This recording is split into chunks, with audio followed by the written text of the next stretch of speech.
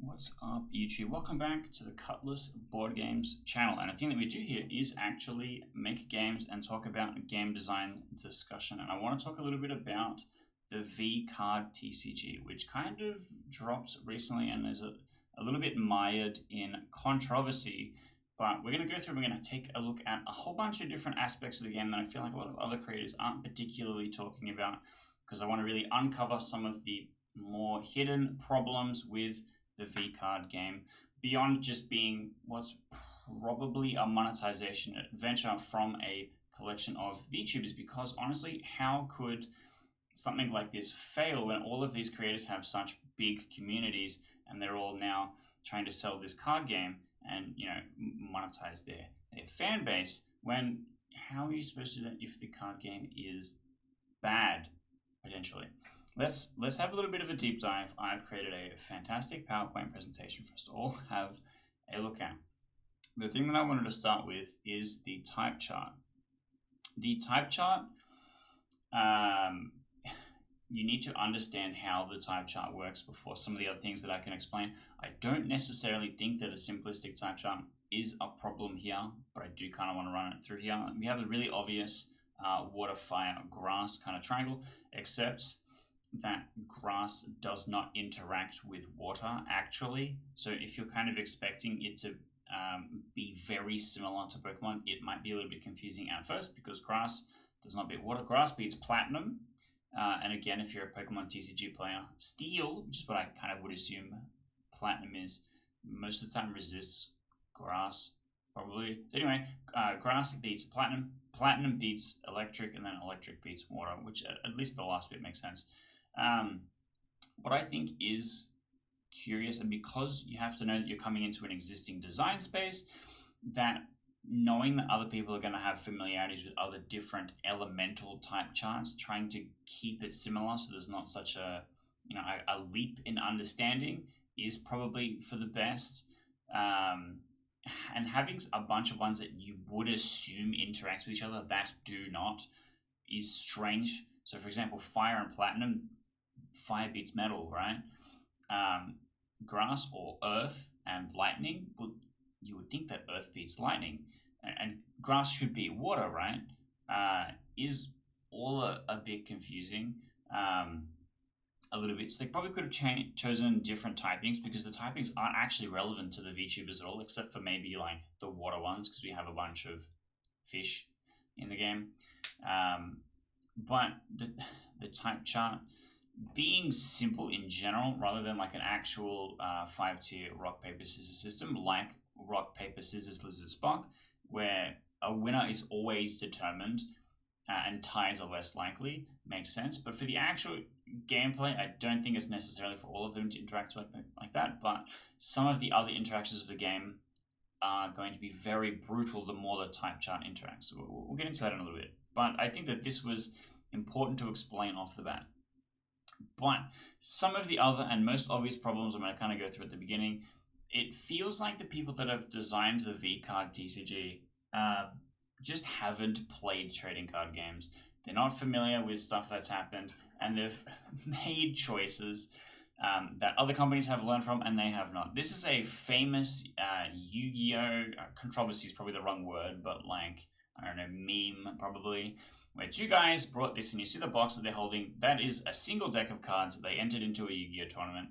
It was unable to be shuffled unassisted, and as you can see, this is intentionally a protest against the maximum deck size rules.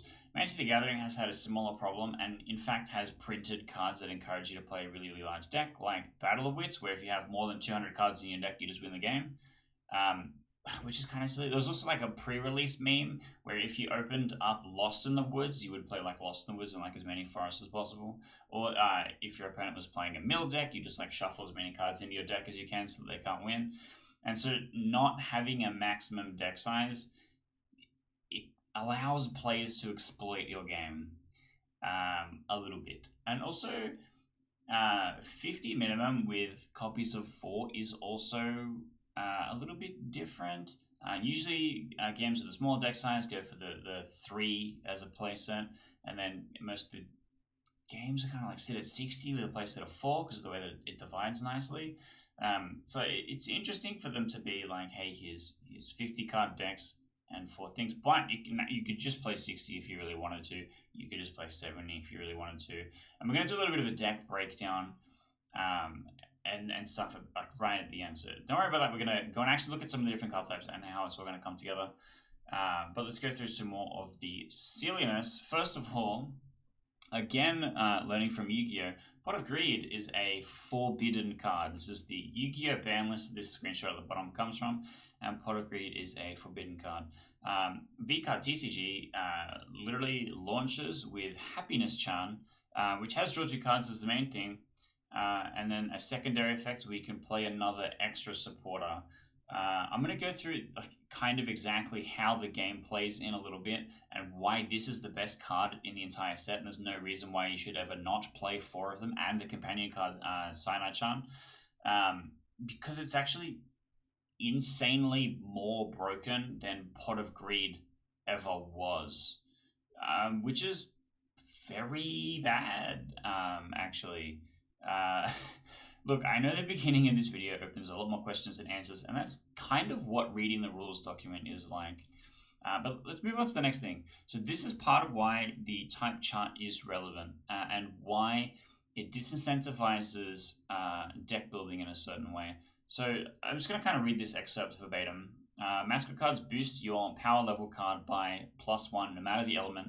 And you can kind of see this on the bottom of the card here. If you read Pestonini, it says +1 to your power level card, +2 if you have a water type power level card, and +3 if you have a Bow VTuber power level card specifically. Your power level card is kind of like your representative in each round, and it will be either 8, 9, or 10. 8s have an effect which can potentially boost their power in situations, and 10s are just like the better ones. 9s and 10s don't have abilities. They're just a bigger number, and how good your mascot matches up is going to be adding a power level to your guy.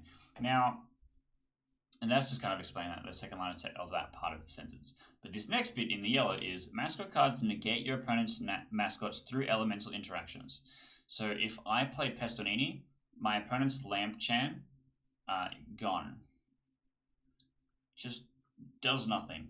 And also in the type matchup, my so if I have the Bow VTuber, which is water type, and my opponent is playing a fire type VTuber, I get +2 power just for free.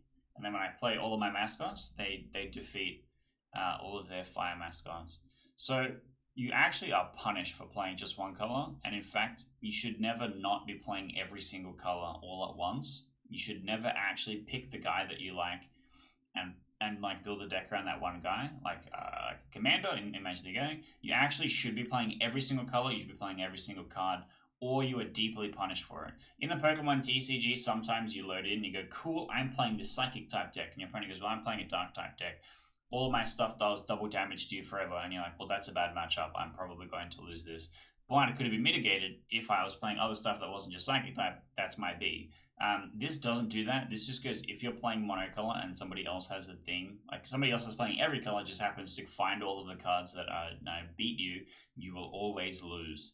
And you just should be playing every single color. And there is actually supporters that encourage multicolor play.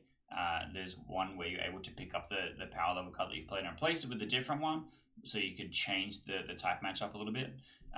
But it seems so punishing to have so many additional rules if you have a type chart advantage. In this way, which is literally just cancels your opponent's thing entirely. So I play Pestonini, I get +3. So my Bow, which is power level 10, gets +3. It's a 13.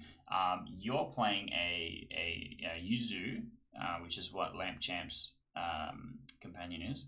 I'm already getting a +2 bonus on that. I'm on 15. My Pestonini cancels your Lamp Champ. So you're still on somewhere between 8 and 10. I'm way in front of you for the same amount of cards. And that seems kind of insane. But let's move on for a second. The next one is the Mulligan rule. I think the Mulligan rule is a really interesting problem to solve generally for card games. I think arguably Pokemon does it the best, because Pokemon says you will mulligan until you can play the game, and then you are punished by your opponent receiving a benefit. I understand that, that makes sense. The mulligan rule for the VCARD TCG is if you did not draw a power level card in your initial hand, you may mulligan exactly once, drawing back the 6 cards. And if you still don't have a power level card, you just lose. You just forfeit a point. And you're playing to 5 points, so in theory you lose 1/5 of the entire game just by drawing bad twice. I've seen Pokemon TCG mulligans that get like as high as 13 redraws just to find a basic Pokemon, where they're playing a pretty generous count of basic Pokemon. And so that seems kind of rushed just for you to be like, no, eat shit, I guess. That sucks to be you, I suppose. And like, let's look at the comparison for some of the mulligan methods. Magic the Gathering Partial Paris is like a push your luck kind of mulligan, where you're picking cards from your hand that you think aren't going to be helpful. You're putting them back, and then you're redrawing to fill up your hand size. This was like the original Commander Mulligan rule. I'm pretty sure they've changed it. I think a lot of casual playgroups will just be like, no, let's just fucking Partial Paris anyway. We have the London Mulligan, where you go down in cards, but you're choosing how many you're putting away, which I think is probably the best. Like, it's kind of close. And then the Pokemon one, it's like literally you will continually shuffle and redraw until you can reveal a basic Pokemon to your opponent. And some decks take advantage of this and like play really, really low count, so they play optionals. There's a Luxray that you can choose to start with, and there's like Snorlax, Pokédoll, Snorlax, Big Doll, something like that, where you can choose to open it in your mulligan. But you can choose not to, and you can continue, and then your opponent can be drawing more cards. Whereas Yu-Gi-Oh! Just doesn't have a mulligan rule. Yu-Gi-Oh! Is on my list of card games to learn how to play, but it seems really complex to just kind of start and play casually, so I've been putting it off a little bit. I played a lot of Yu-Gi-Oh! Forbidden Memories, which is the greatest video game adaptation of a card game of all time. Don't fight me on this, you will lose. But it also just doesn't have a mulligan rule anyway, and I kind of get that, because when they have cards like Exodia, which if you just draw infinitely and you will always, in theoretically find that 5 cards, just build your deck better, idiot, I guess, is kind of the idea. And I guess that's kind of the approach that VCARD is going for. It's like, you get one chance, and if you miss on that, we'll just build a better deck, idiot.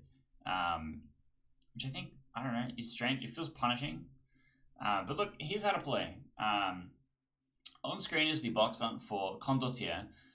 This is a board game where it has a map control element. It's a map of Italy, and a lot of the different provinces are marked out. And for every round that you win, you get to place a marker on one of the provinces, and then if you get a certain amount of the provinces, you win the game. That's how Condottiere plays. But the combat system is really interesting, because in the combat system, you have a hand of cards, and it's played in rounds where, going around the table, each player is playing 1 card to the total combat power. And so if I play a 3, then I have 3 combat power, and then I'm playing 1 card and my turn's done, and it goes to the next person. The next person goes, well, I'm playing a 5. And I know that they're winning the round. If they end the round with the highest amount of power, they're going to be able to claim the province that we're all fighting for. So when it comes back to me, over how many players there are, I have to play something bigger than that. I can also pass, but if I pass, I'm done, and I'm hoping that none of my opponents can beat what I'm doing, and then at the resolution, the person with the most power will win and will claim a territory. VCARD is weirdly similar to this game. VCARD goes, okay, if you don't open an avatar, basically, your power level character, which is basically a VTuber character, you lose. You need your warlord general always on the field. You go, that's fine. So okay, here's my Bow VTuber card, and then I'm going to have 5 other cards in my hand, and then who goes first is determined of the person that has the lowest starting power level, and then I'll play something. You can play Mascot cards, or you can play support cards, and each of those different things are going to interact with increasing the power level until you can no longer play cards from your hand. And then you determine who has the highest power level, and then, whether the round is won or lost, then he's going to score you the points, and then it's first to 5. Which is just like a shitter version of Condottiere, because there's no map control, there's no, the provinces, which interact a lot, because if there's a province, that's going to get you closer to actually winning the game, but there's a province that's just, really not going to make you win the game. You're like, well, I don't invest, I'm going to hold all my cards, I'm going to pass and let you win that one. and I'm going to fight over more important territories. In VCARD, it's like every round is really important. Or you go, well, my hand is just dog shit, I'll just happily lose this one and I'll draw a new hand. Why not just have a mulligan rule so that every round is impactful? And it's kind of interesting. And there's a lot of cards that they have that are very punishing that will kind of instantly win or lose a round by just random chance of drawing something, which I think is also kind of brutal. So my initial read of the rules and going through and understanding how it is just like, just play Condottiere, the better game. Just get all the cards from Condottiere and Photoshop big anime titty girls on it, and it's the same experience but better. So I'm really struggling to see how that they've made good design choices, and especially with stuff like this. So this was the main controversy because any Magic the Gathering player, which is most TCG players who have played Magic at least once, have some idea of some of the goofy shit that's happened in the history of Magic the Gathering. One of which is Ante cards, which is in like the original earliest release of the game. VCARD's gonna have the same similar silly controversy. So much so that this screenshot that I've taken at the top is from time of recording the actual rules, website and page that's changed it to be optional. So originally they had a prize area where if you were losing rounds, you had to put cards into the prize area, and the person that won the game took all of the cards in the prize area. So it was part of the rules that you would be giving your opponent cards from your deck. No one liked that. No one liked that at all. It's a collectible card game. You're supposed to collect them and keep them for yourself. I've put on screen 2 of the Ante cards from Magic the Gathering's original one, my 2 favorites. And they literally say the last line of text, remove this card from your deck before playing if you are not playing for Ante. Because it interacts with the Ante, it adds cards to the Ante. And Ante was basically the same thing where at the start of the game you would basically bet how many cards that you thought you could win or lose in playing in any particular exchange. And VCARD TCG is kind of the same. Now, in defense of the Ante and the prize card mechanic, this works really good in like a draft format, in like a limited format, and especially in a casual limited format where one guy buys the booster box and everyone opens the packs and plays the game, and that one guy owns all the cards. So there's no actual downside if card ownership moves around the table, and also adds some kind of continuous construction aspect to it. Is this made with that intention? No. Could it have been made with that intention and actually thought out and made good instead of, oh, sick, I cracked this $6,000 card. Oh, my opponent just stole it from me because I'm bad at the game. Seems terrible. It seems short-sighted, and it seems like they didn't actually do that much research into card games generally. So next I want to talk about the deck construction. I went through and read all of the cards and all of the supporters, and currently I don't see any reason for every deck to not be exactly this. Now, let's start with the 15 Power 10. So the Power 10 is your leader character, basically. Your Bow the Whale. I know I'm bullying her a lot in this video because she's my favorite. And you're picking 3 of each color, of all the 5 colors, grass, fire, water, platinum, electric. And then you are picking 3 copies of each of those 5 times. So in theory, 15 cards should be enough that you should never actually miss on a mulligan. There's no reason to use anything other than a Power 10. The person with the lower power goes first, and then you going second actually have a gigantic advantage, which is, there's no reason to not play 10s. I don't understand that. And then you play 20 Mascot cards, which is like 4 of each of the 5 colors, but matching the people that you picked of that color. So if in water I pick Bow the Whale, I'm going to have to pick her companion Mascot. Now, there's more Mascots than Power 10s, obviously, because they power them up, but also Mascots of an off color can power them up. So like a water Mascot can still power up my fire guy. It's just less good. But the difference is I can play a Mascot to cancel my opponent's Mascot. So if my opponent plays a fire Mascot and I play a water Mascot, which just gives my guy +1, but his is like -3. There's no reason to not play every single Mascot and just get good at drawing the right one that beats my opponent's color. which is kind of insane. And then I've got a list of the supporters that I think are just broken. Happiness Chant, which is I draw 2 cards. And the way that the rounds work is you play 1 mascot and 1 supporter maximum, and then you have to pass to your opponent. Happiness Chant and Cyanide Chant both say that you can play the other one of the pair on the same turn. So you could play 2 supporters instead of just the 1. But the other thing is that you would just not be able to play any more cards around, or you would just lose a round by not having cards in hand. Happiness Chant says draw 2 cards. Cyanide Chant says your opponent discards 2 cards. And you can play them both at the same time. So I can draw 2 and you discard 2. Which seems crazy, especially if I can do it more than once. Even just playing either of them independently is a gigantic power swing in my opponent not being able to play cards, which is kind of crazy.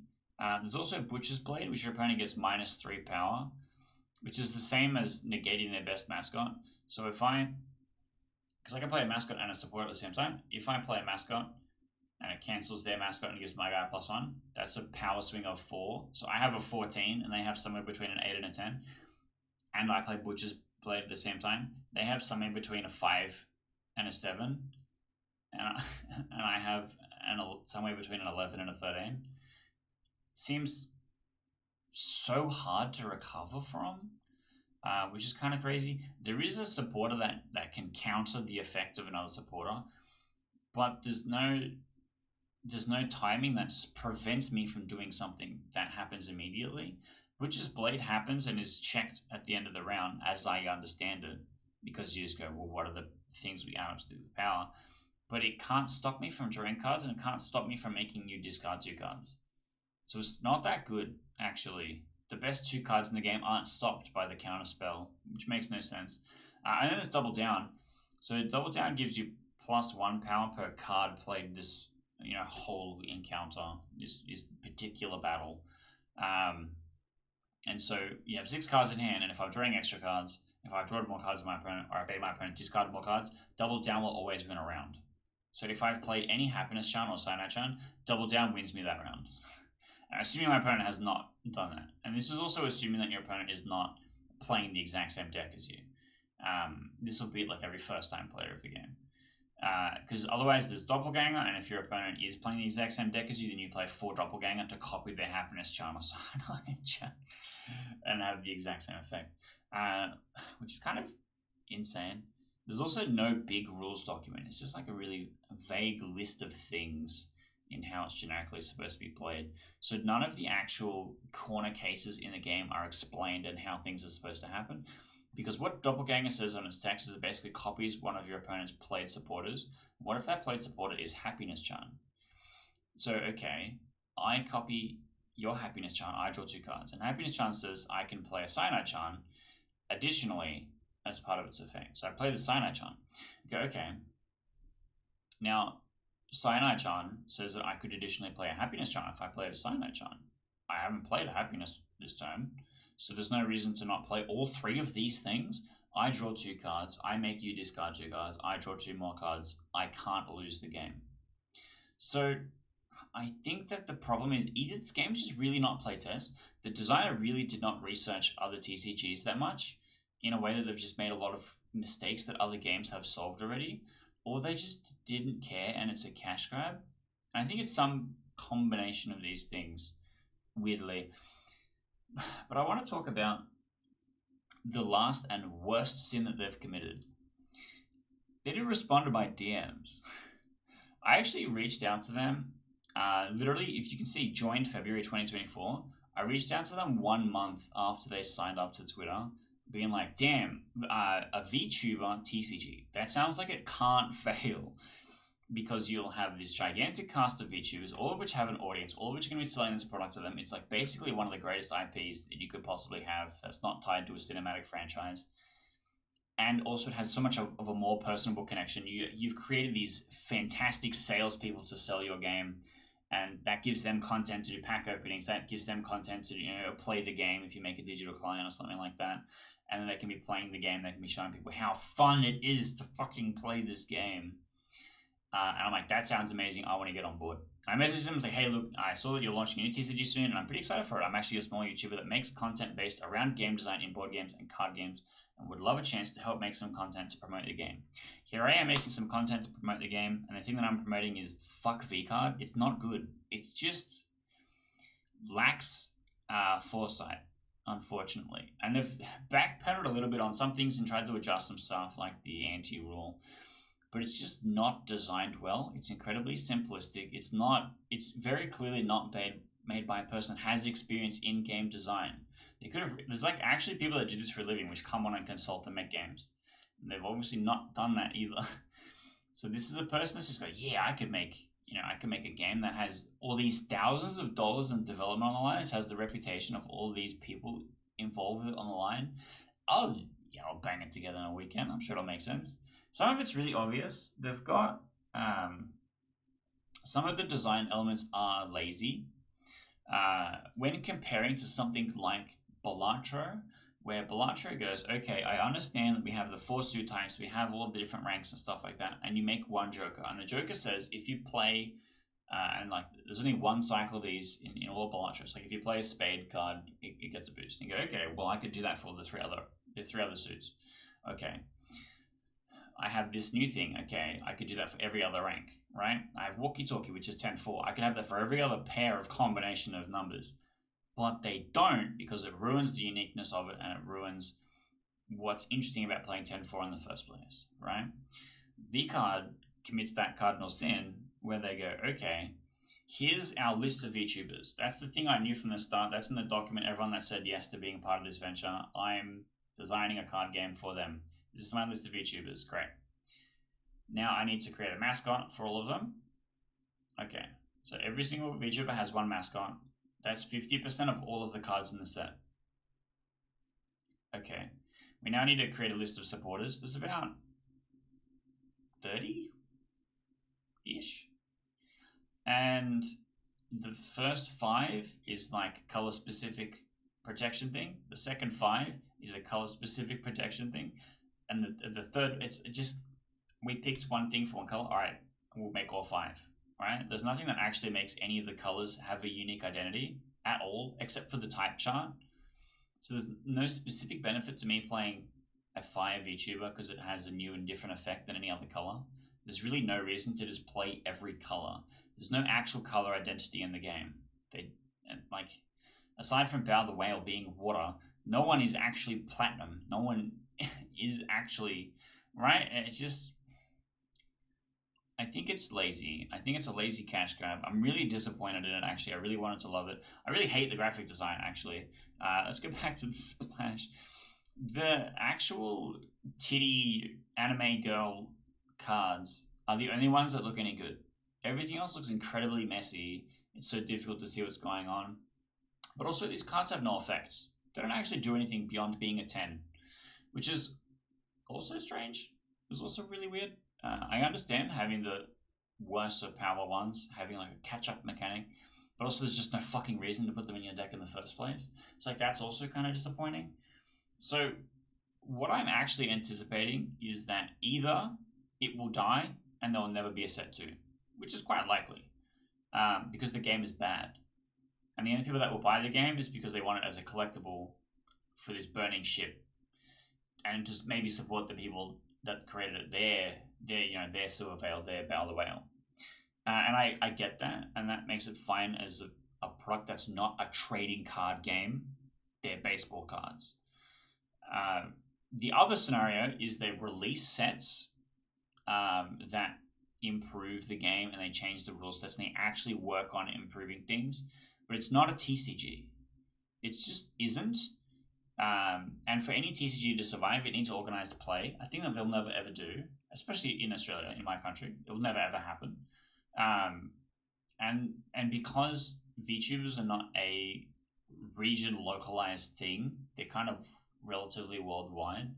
For them to build something, again, they can't be there in person themselves to run an event because they're VTubers. That they would need some kind of organizing body to come and run tournaments or something like that. But again, the game is bad. So it's just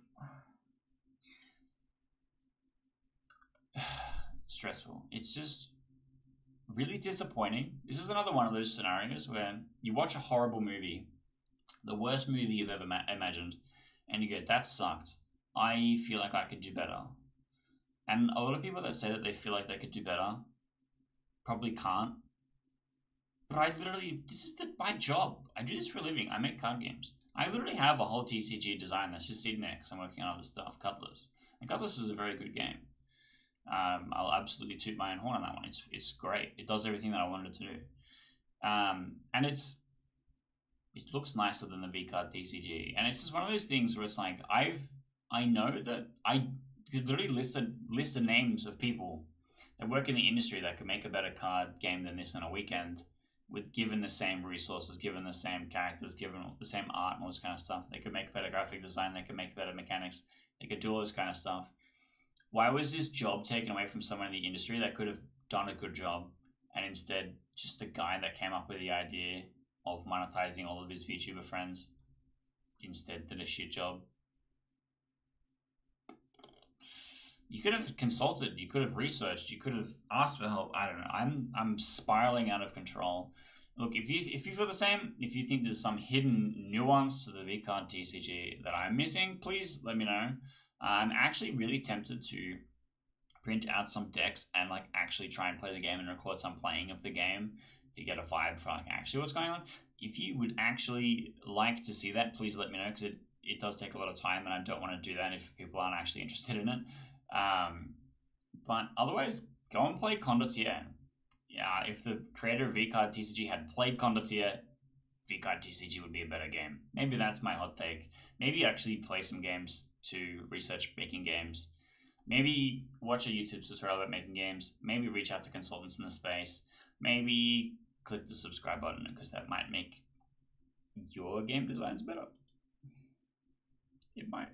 It could do that. It might just do that.